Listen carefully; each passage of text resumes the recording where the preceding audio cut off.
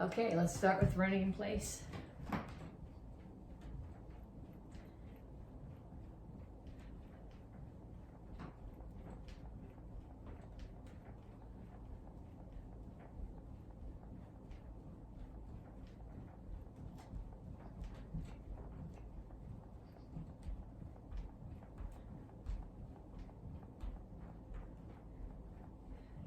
Punches. Jab, cross, hook, uppercut. Keep your feet moving.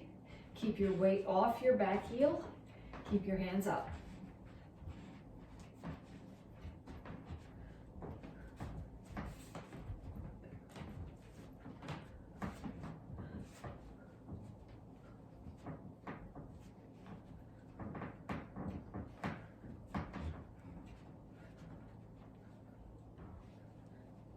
And then we're going to shuffle forward and back. Hands up. If you want to throw some punches in there as you shuffle, even better.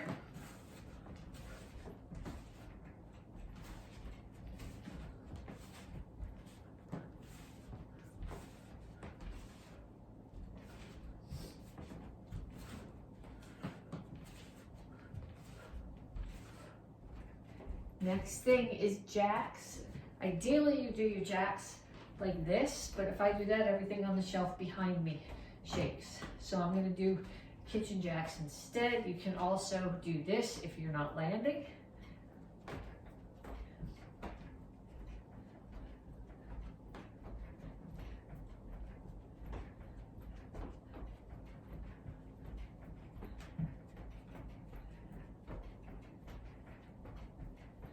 And kicks, front, side, back.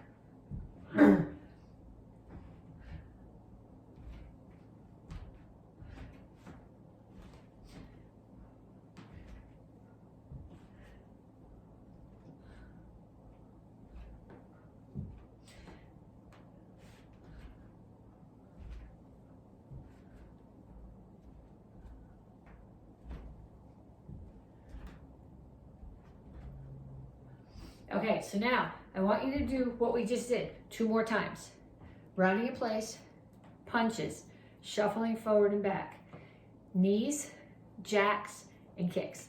I know when Miss McCoy does videos, she actually puts in like music or sounds and a little timer for how long you're supposed to be doing that. I can't, I'm not that good at video editing. The fact that I can clip together the pieces I want is about all you're gonna get. So 2 more sets. Took about 3 minutes to get through the set. Turn Pandora on for 6 minutes. Do 2 more sets. Then when you're done, come on back and we'll stretch. Reach up and reach for the floor.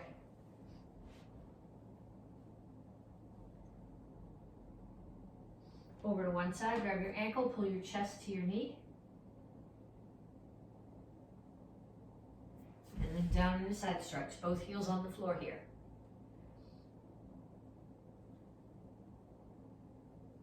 Turn, stretch your hip flexor.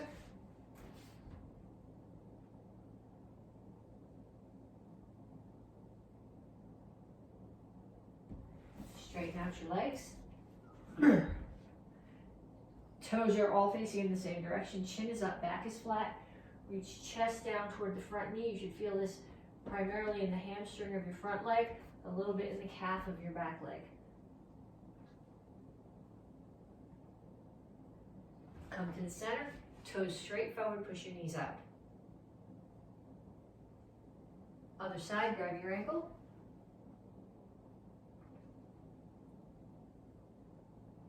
Down in a side stretch.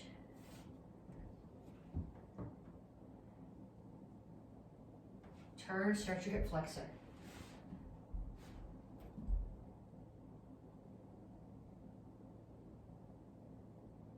Straighten out your legs. Knees are straight, chin up, back flat, stretch your hamstring.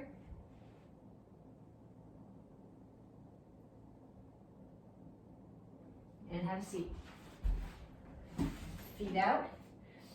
Reach over to one side, grab your toes. Reach over, so you're pulling your ribs down to your thigh.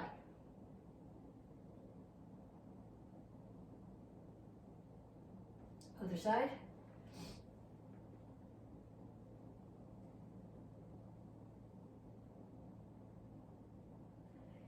straight out to the front. Chin up, toes up, reach your elbows to the floor. Pull your feet in and come to a squat. Push your elbows inside your knees, push your knees out, rock back and forth. Then put your hands down and straighten out your legs. And up. Okay, so then what we're going to do is we're going to do squat, lunge, and then the other side. Squat, lunge, and 10 punches. 1, that's 2, 4, 6, 8, 10. Squat, lunge, other side, squat, lunge,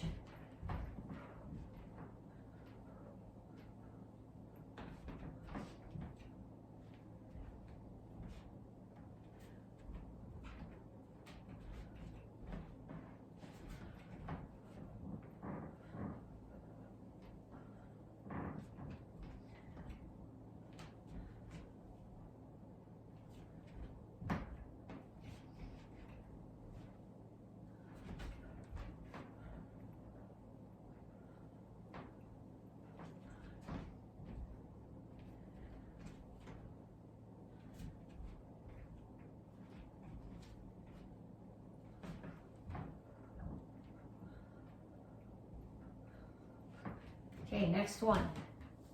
So you're gonna do push-ups. 5 push-ups. 1, 2, 3, 4, 5, and up. 1, elbows. 2, 3, 4, 5.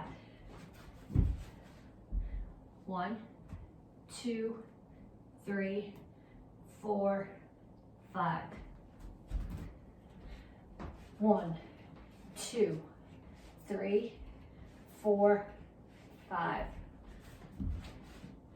1, 2, 3, 4, 5.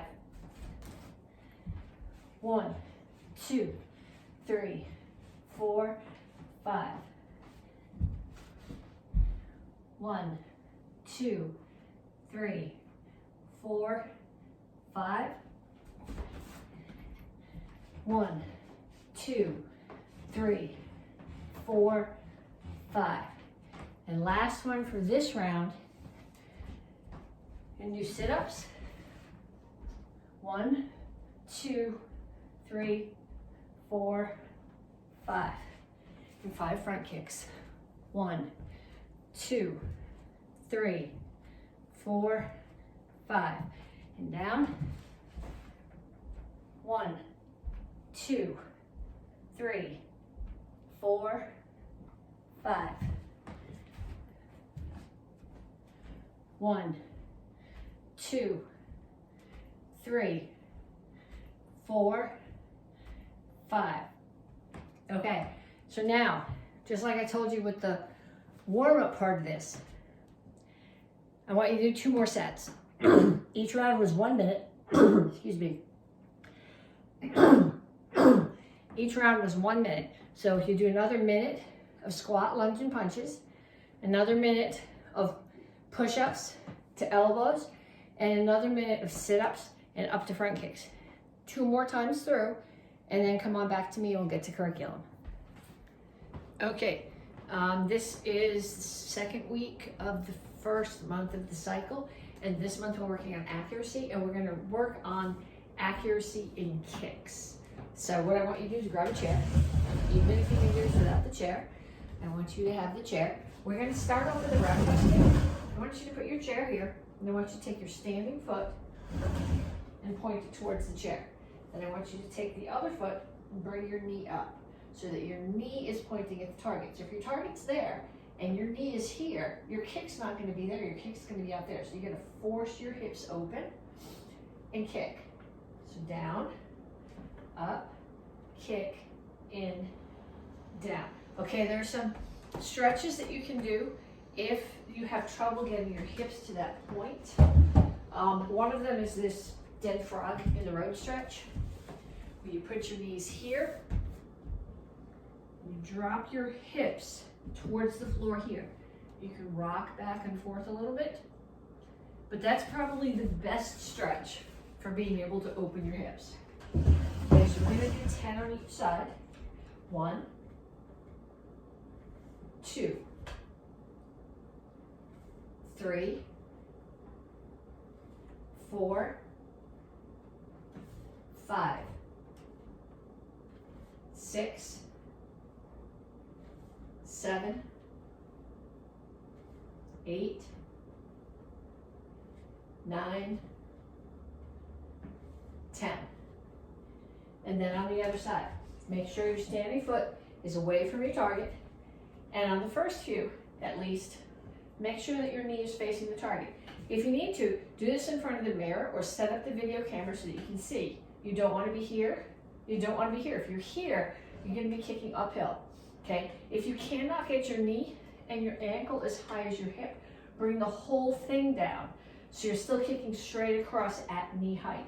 So it would look like this. 1, 2, 3, 4,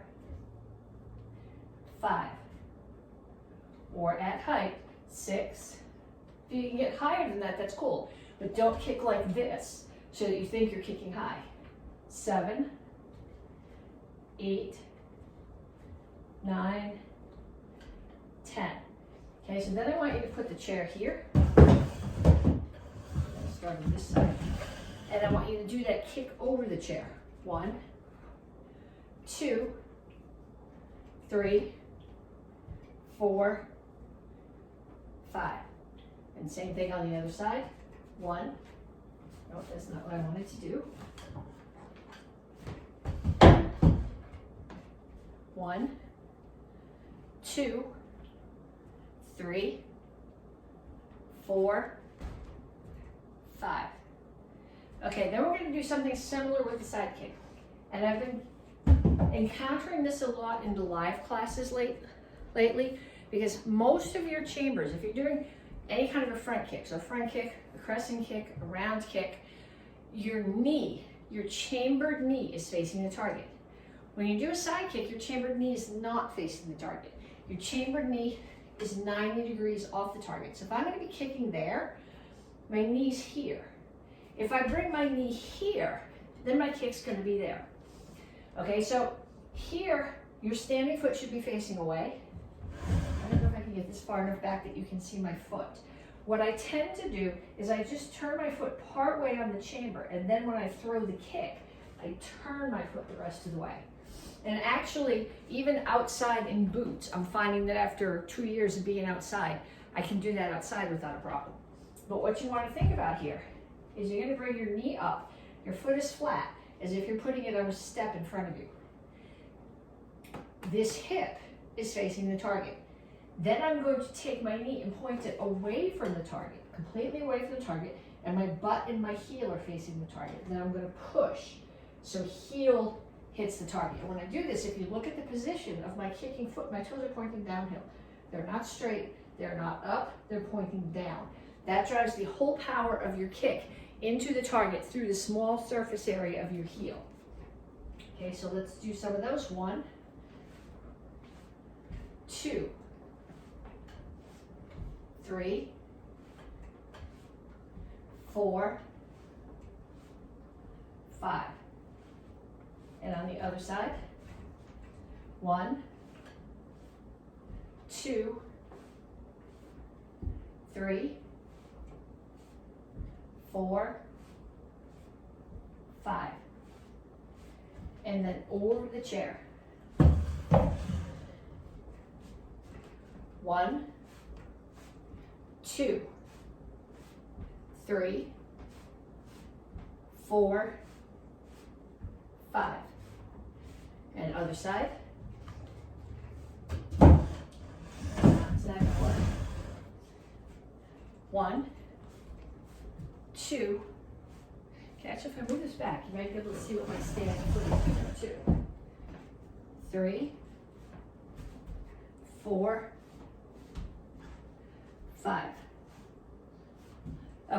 Now what I would like you to do is find somebody who lives in your house. Hand them a piece of paper with a circle drawn in the middle, and then hold the circle out. Okay, so first they're going to hold it out, and you're going to stand this way to them, and you're going to throw 5 roundhouse kicks on each leg so the top of your foot hits the target. Then they're going to hold them this way to you, and you're going to throw 5 side kicks on each leg that your heel hits the target. And what I want your partner to do is make sure that on the roundhouse kick, it's the top of your foot, the ball of your foot where your shoelaces would be, or your shoelaces if you're actually wearing shoes, that hit the target. And on the side kick, to make sure that it's just your heel hitting the target and not the whole bottom of your foot. Okay, lots of forms happening this cycle, depending on what rank you are. So I'm going to start the beginning part of each form, explaining exactly what I'm doing in each move for accuracy. This month you're getting your straight for accuracy, and I want you to understand what you're doing and what you're hitting.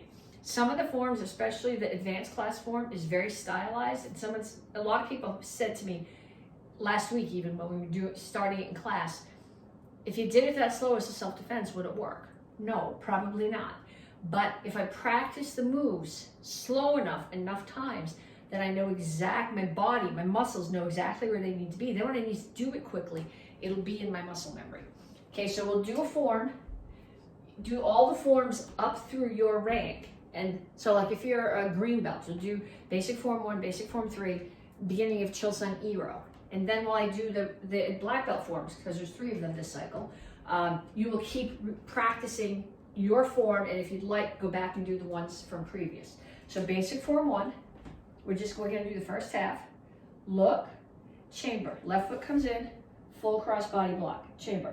Okay, left hand is up by your ear, right hand is down, covering the whole front of your body. Left foot steps back to Chungal Chassi, facing that way. Rotate to Chungal Chassi, facing that way. Low block, 2, step and punch. Same thing on the other side. 1, look, chamber, step, block, 2, step and punch. Coming towards the front, look, chamber, step, block, and then 3 times step and punch. 2, 3, 4. Okay, so we did those drills last week. You should have the pieces there. I'll do it again facing this direction. 1, 2, 1, 2, 1, 2, 3, 4. Okay, so if you're a white belt in Tang Soo Do, you're going to keep practicing that. You're going to do that at least 10 times. Okay, everybody else, we're going to continue on to basic form 3. And we did some of these moves as drills last week. So we start here, look, chamber. Both feet come in. Hands chamber here. I'm going to be going to the left first, so my palms are facing away from me, and the left hand is further away from me. Step. Plant your weight evenly on both feet. Don't step like this and then settle. Plant your weight even, and then settle and block. 2, step to Chungal Chassi and punch. 1, look, chamber, step, block. 2, step and punch. Okay, next move is just like basic form 1 and 2. I'm going to look to the front, look, chamber, step, block, and then 3 times horse stance and punch. 2, 3, 4. Okay, so I'll do it facing the other direction so you can follow along. 1, 2, 1, 2, 1, 2, 3, 4. Okay, so if you're a beginner, you're practicing that at least 10 times. Green belts, brown belts, red belts. Chilsan Iro, common 7 stars and 7 spiritual ways, stage 2. We did a couple of drills from this last week. I'll explain exactly what I'm looking for with what we're doing right now. So we start here. Chimbi. Everyone says, what's this first? This form is about control. It's supposed to be about control of breathing. That tends not to be my strength. I look at it as showing control of strength and flexibility, but it's very slow. So this first move, you really just, it's just a greeting. It's like doing this at the beginning of Asana. So I'm gonna pull I'm not gonna do a full index with my left foot. I'm just gonna pull it a little bit, bringing my hands to here. I have my left one, their palms are facing me. I have my left hand further away from me. I don't know if that's right or not, but I've been doing it like that for like 25 years and I've never been called on it. So I'm gonna assume that it's right. Down into a horse stance, hands come up. Then they're gonna open. As if there was a hinge here, they open this way. Okay, then I'm gonna look to the left, index. I'm gonna step back so that I'm in Chungal Chasi facing the front, rotate, grabbing the back of this person's head. I'm not just gonna turn and plant and strike. I'm gonna rotate, rotate, rotate, rotate. And as I settle my stance, I'm gonna strike with the palm heel to the person's solar plexus. Then I'm gonna step in, chamber, hands are here, step back out to a horse stance, chop the neck. This hand is here. Step and punch. Okay, then I'm gonna look over my right shoulder. Next attacker's coming from that side. They're throwing a kick. I wanna hit them here. So I'm gonna chamber. I'm hitting them there with the Tang Soo Do. So hands gonna be here. Both hands are gonna be palms up when I finish, so they both have to start palms down. I'm here. Both palms are down. This block, it's not really a block. Well, it's a block, but it's a strike. It circles here and hands turn over. So I'm here, I circle, I settle down into Choi Hadan Chasi and I strike. Okay, Choi Hadan Chasi does not need to be this low, but I'll show you in a minute where I'm going with this. Full index back in, come up, chop again, and punch. Okay, this Choi Hadan Chasi means lowest stance. The memory peg for this has always been the cabbage picking stance. Bok choy is cabbage, Choi Hadan Chasi, lowest stance, because you got your butt down in the dirt picking your cabbage. Okay, so I am here. Okay, this is probably a better angle to show it to you. Okay, two things have to happen. You got to be able to get back up without using your hands, and you can't be here. That offers your head as a target. So if you can't get down low, this is preferable to this. Okay, so I'll do it facing the other way. 1, 2, 3, 4, 1, 2, 3. Okay, so if you are a Tang Soo Do Gup, intermediate or advanced class, that's what you're practicing at least 10 times through. First degree black belts, you guys are doing row high this cycle. I don't know the exact translation for this form, but it's one of the bird forms. There's a lot of hopping and single leg stances. Single leg stance, crane stance is Han Bal Soki Chasi. And the memory peg for that, okay, Choi Hadan Chasi, lowest stance, picking your cabbage. Han Bal Soki Chasi, I think about here. I'm standing on one leg and holding my ball in my hand. Han Bal Soki Chasi. It's not always one hand up, but that's my memory peg for crane stance. Okay, so we start here, row high. Left foot, like we do with this form, left foot's gonna come in just enough that I can drop my weight. Hands come up, they're closed like this, pointing here, they come down this way. Okay, not here. This makes a frame for someone to punch you in the chest, and it's gotta be, this is like at your nose height, so it's a roof, but you gotta be able to see over the top of it. Then unlike most of the forms that we do, except for Nyanchis, most of the forms that we do go left first. This one goes right first. I do a piang chamber without an index, and a chilsung. So it's a piang block, comes straight across, but I have my hands chilsung at the end. I don't know, it's another one of those things that I've been doing. People are like, how come? I'm like, I don't know, but I'm doing this for 25 years and it's not been called. So that's the way that I do it. If it doesn't work for you, do piang, it's fine. Then the second one, I'm gonna chamber both hands palm down like we did on Chilsung Iro, because they're both, I'm still in a cat stance, but both hands are palms up. Then someone's there, I'm gonna turn, I'm going to grab their sides of their head or their ears. I am going to hop in, land on my right foot, so I do a headbutt to their nose as my left knee comes into their groin, and then I'm going to hop out of the way so that they can't kick me or land on my knee as they're falling down. I'm going to come to here, so I'm in Hanbal Soki Chasi. My hip and my ribs are facing the front of the room. My knee and my chest are facing the side of the room. Okay, so let us do from the beginning. 1, 2, 3, 4, 5. Without tipping over, preferably. And choke. Okay, so if that's your form, 10 times. Second and third degree black belts, you guys are doing Pilthon. This is not, as far as I know, a Tang Soo Do form.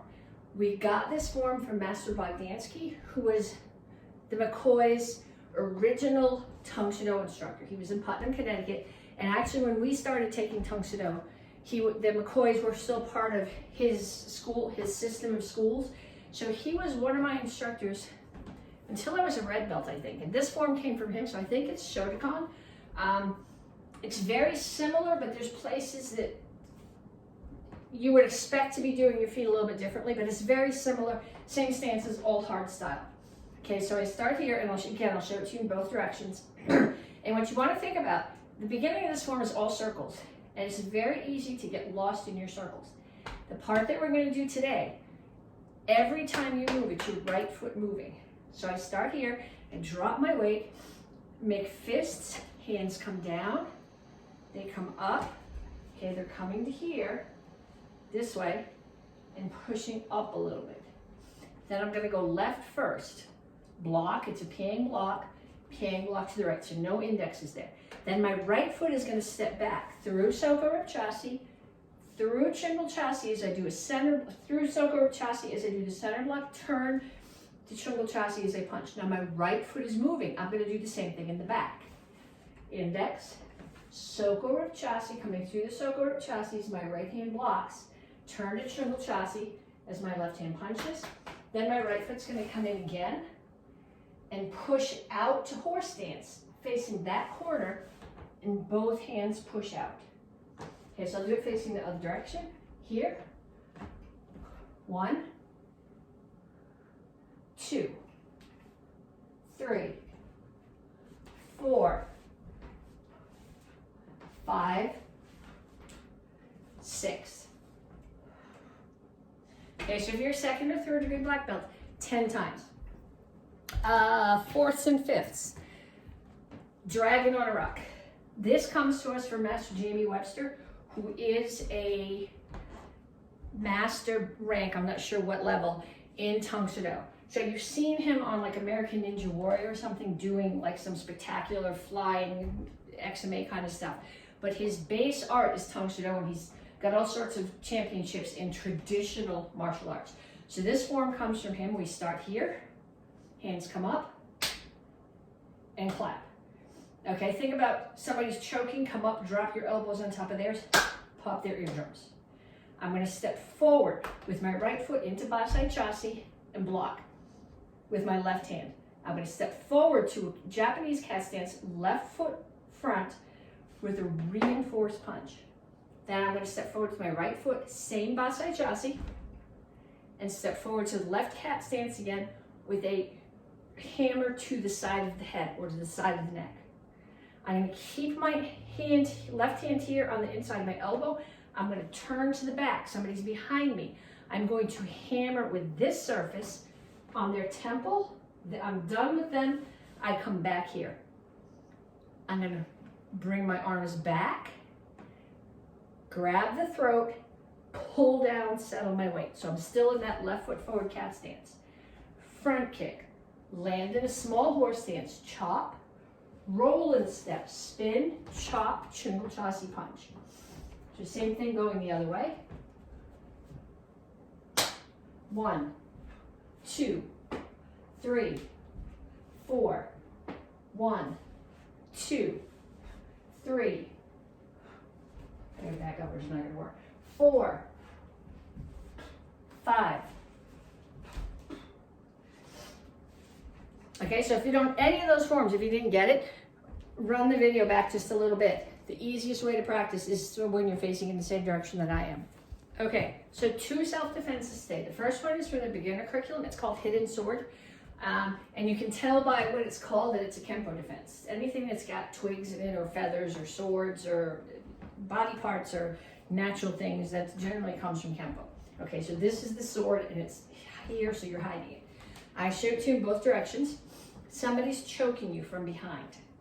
Okay, if I take a step this way, all I'm going to do is dig their fingers further into my throat. So I'm just going to take a step here enough that I can fit this foot behind. Okay, I always do it with my left foot because my right hand is smart enough to punch with. If I do it the other way, then I got to punch with the left. I'm stupid. But you can, I mean, my left hand is stupid. Not that it's stupid to do it that way. But you can do it either way. So they're choking me. I'm going to take a little step here, hide the sword. That's why it's called hidden sword. So my left foot is going to sit behind. My left hand is going to come here. I'm going to rotate. The power of this strike comes from rotation. I'm going to turn. What I want to do is I want to take this part of my arm and slam it into this part of their elbow and break their elbow. Break their elbow. And then depending on how much taller they are than you, okay, if they're really tall, you can punch them in the face, in the throat. If they're not as tall, you're probably going to get ribs or solar plexus. Just hit them hard. Okay, so we're here. They choke, step, tuck, hide the sword, spin, hit them. Okay, the knee is just gratuitous because I like it. Okay, so from this side, they choke, take a little step, I tuck this foot behind, same side that I tuck the foot. That hand is the sword that hides. I turn, I hit, I punch. Okay, we're going to do 2 self-defenses, so don't go away yet. The other one is from a hair grab, and there's all sorts of things we can do at the end of this, but right now what we're going to do is practice getting out of the hair grab. Okay, what tends to happen if somebody just grabs your hair, it's not a big deal, but if they take their fingers and they put them in and they grab a handful of hair, that hurts. So what I want you to do is I want to take your hands and I want you to put them here on top of their hand. So their hand is here like this on your head, and you're going to put yours on top. And yes, it's going to leave a little bruise on the top of your head, but your head is hard as a rock. So what you're going to do is you're going to smush their knuckles into the top of your head. And they're going to try to let go because it hurts, but you've got their hand here. Okay, so they grab your hair.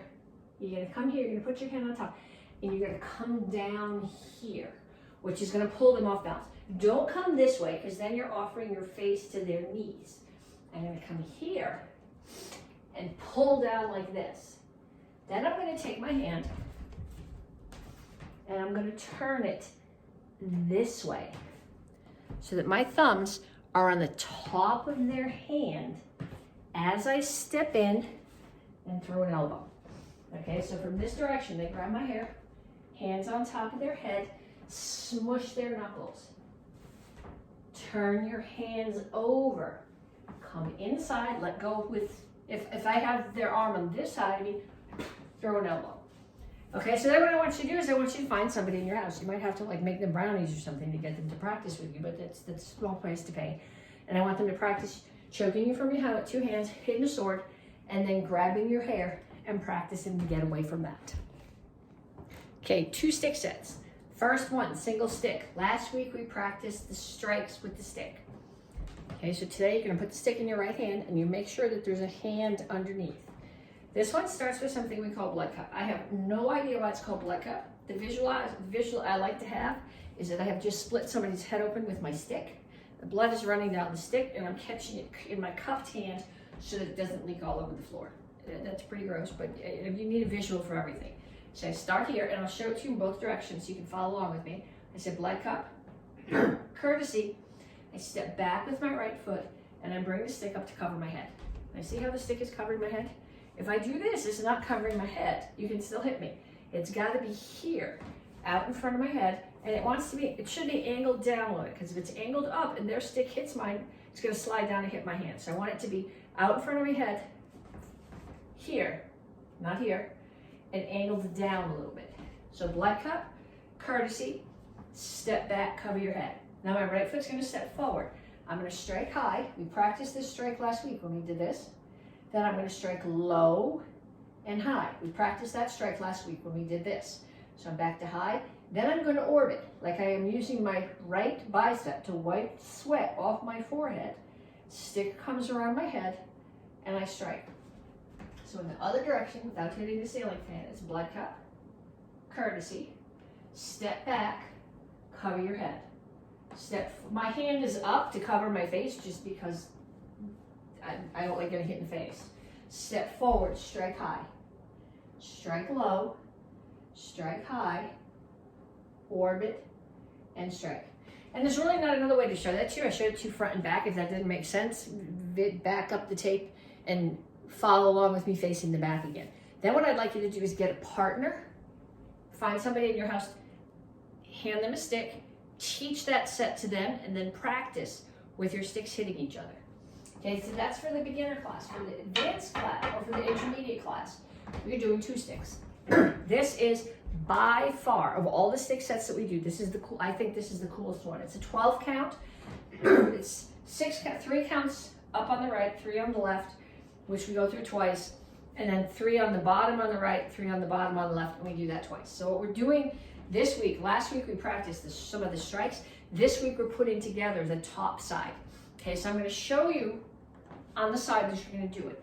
Then I'm going to show it to you mirror. Then I'm going to show it to you from the back. So you start here, stick on your right shoulder, right hand stick on your right shoulder, left hand stick on your right ribs. My right stick is going to go across and stay there. Left one goes across and stays there. Right one comes back and stays there. Then they come to the other side. Left stick on left shoulder, right stick on left ribs. And we do that because eventually you're going to do it on the other side too. Then you bring it back here.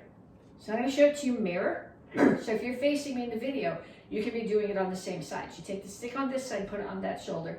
Stick on this side, put it on this shoulder. Top stick comes across, stays there. Bottom one comes across, stays there. Top one comes across, then they come to the other side, and you bring them back. So top, bottom, top, bring them back. Okay, so from the other side, I have this right hand stick on my right shoulder, left hand stick on my right ribs. Right, left, right, bring them to the left shoulder, bring them back. Right, left, left shoulder, bring them back. Okay, and this is harder. I think this is the hardest stick set that we do, but it's by far the coolest. I want you to find somebody in your house, and if they don't know how to do that, either have them watch the video with you or teach them those 3 counts and then do it with someone against their stick too. Okay, bow form. If you're in the kids class, red belts are doing bow form. In the adult class, 1 and 2 straight brown belts and red belts are doing this bow form. I use a screamer stick in the kitchen because there's really space in here to swing a bow. If you're going to swing your bow, move the cars and go in the garage or go out in the yard when there's a little bit less. My backyard is basically right now a giant pond with a little sheet of ice on top of it, so you probably don't want to go out there either. But we practiced some of the techniques from this last week. We're going to do the beginning of the form this week, and I'll show it to you, explain exactly what I'm doing, and show it to you in both directions so you can follow. So we'll start with the bow here. Right hand palm up, left hand palm down. Chibi, chuddy up. It's behind my right shoulder. Kinyet. First attacker's off to that corner. I bring the bow up to that corner. Left hand comes underneath, palm up. Because when I turn it, it's going to be palm down. Pull it back to your shoulder, not the top, but the outside. Step up so I have my back up mass into this strike. Strike is high to the side of the neck. Back end is on my left hip. Now the next move, all I'm going to do is turn my hips like this and switch the bow to the other side. So it's on the outside of the shoulder. I have to bring my hands in closer so you can see what it's doing.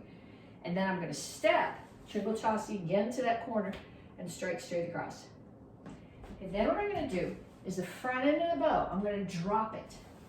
And as I do, it's on the right side. My right foot's going to pull back to a cat stance. And I'm going to bring the bow here and protect my knee. So if you look from this angle, the bow is a little bit outside my knee. Okay, if it's here, it's not protecting my knee. It's here, so something's coming at me from the side and the bow is protecting my knee. Then I'm going to step out to triple chassis, and strike down and break the person's collarbone.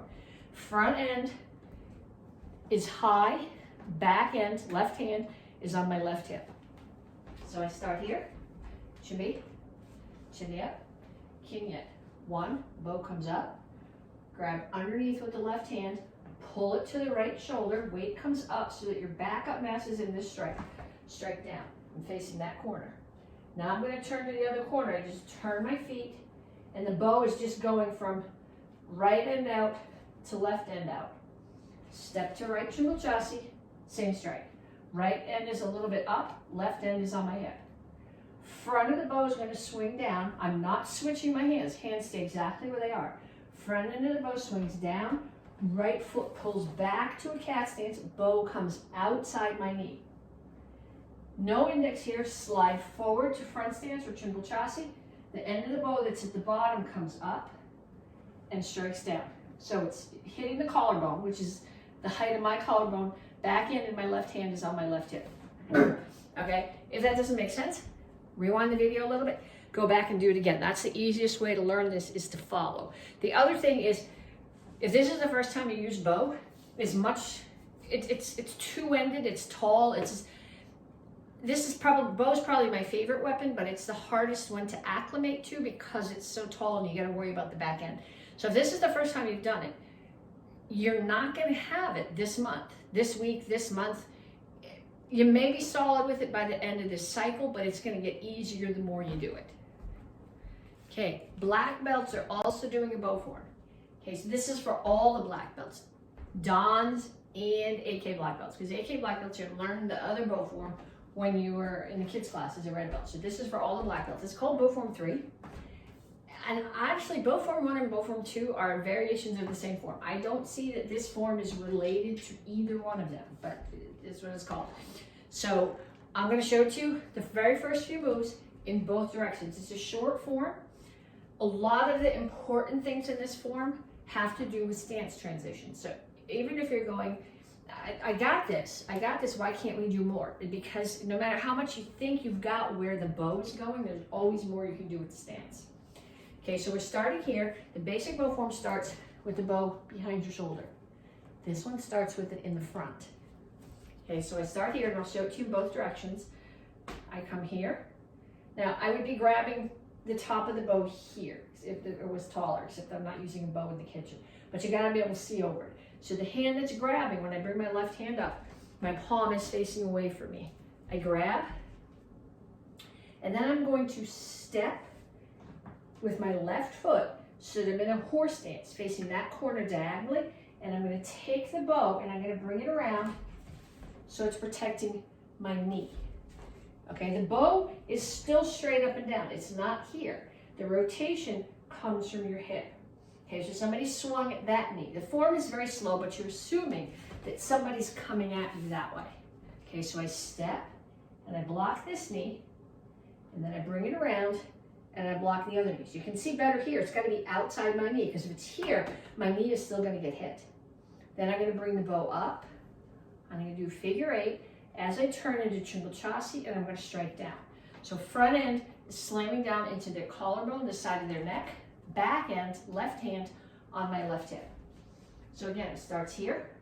1, 2, 3, 4. Okay, I have a couple of people who had trouble in class with what are we doing with the bow from here to here. I'll show you facing you, and I'll show you again facing away from you, but it's hard to see that way. It's coming here, it's already on my right side. So the top end is coming down to the right.